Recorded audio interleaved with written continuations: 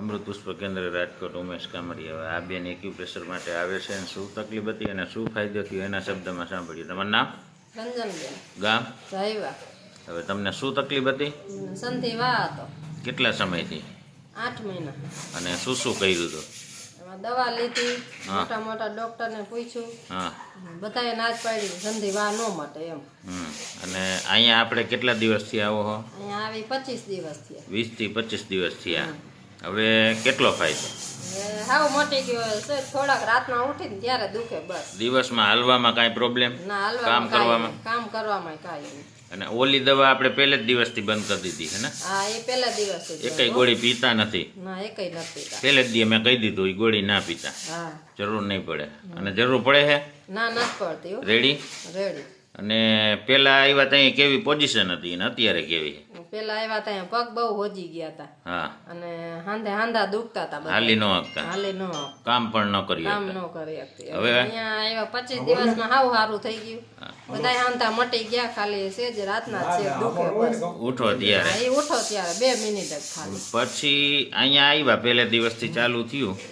પહેલે દિવસથી કેટલું રિઝલ્ટ મળ્યું તમને? પહેલા દિવસથી થોડું સારું થવા જ મળ્યું એમને. 25 દિવસમાં હાવ સારું થઈ ગયું. કેટલા દિવસે તમે કામ કરતા વ્યવસ્થિત થઈ ગયા? કામ 10 દિવસ થયા છે એટલા દિવસમાં હાવ સારું થઈ ગયું. હાવ સારું થઈ ગયું. ટૂંકમાં પહેલે દિવસ બીજે દિવસથી તમે કામ ચાલુ કરી દીધું ધીમું ધીમું. હા, 10 દિવસે બધું કામ કરવા માંડ્યા. હા, બધું મળ્યું. અને અત્યારે તો કમ્પ્લીટ. અત્યારે કમ્પ્લીટ હવે. દિવસનું ક્યારે દુખતું નથી. રાતે હુવો અને ઉઠો ત્યાં થોડીક વાર 5-10 ડગલા હાલો ત્યાં જ દુખે. હા, ત્યાં જ દુખે. પછી પાછું પાછું સારું જ થઈ હાવ ગયું. રેડી થઈ જાય. હા, હાવ રેડી. હવે ઠેકાણે આવી ગયા? હા, ઠેકાણે આવી ગયો ને કોઈ કેતા નહોતા સંધિવાર નો મટે એમ જ કેતા બધાય. હા. અહીંથી હાવ મટી જાય છે મને. તમે અહીંયા કેવી રીતે આવ્યા?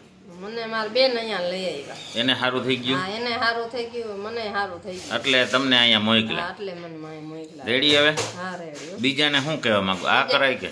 આજ કરાય, બીજે ક્યાંય ન જવાય. સંધિવા ગમે અહીંયા જવાય, બીજે ક્યાંય જવાય નહીં. તમારા બેનને શું તકલીફ હતી? એને ઢીસણ દુખતા. ગોઠણનો ઘસારો હા, હતો. ઘસારો. એને કમ્પ્લીટ થઈ ગયો ને? હા, એને હવે જાત્રામ જવાનું કહેતા હતા, હમણાં તમે વાત કરતા હતા. હા, હવે જાત્રામાં જવાના છે. રેડી? હા, રેડી. જય દ્વારકાધીશ.